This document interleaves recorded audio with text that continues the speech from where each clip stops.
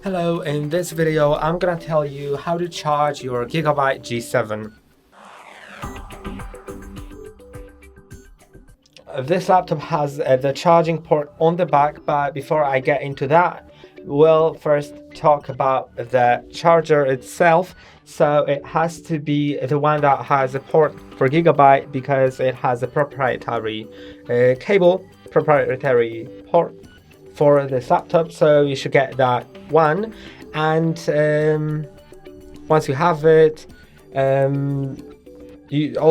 charger needs to be it's supposed to be 150 watts. So if you have a worse charger, something that has less power than 150 watts, then there's a chance that it may not charge your laptop fast enough that it's actually charging. So it may, instead of be charged, it may just discharge at a slower rate. So I would highly recommend getting a 150 watt charger designed for GIGABYTE, so it has the proper port, and that port should be plugged in on the back.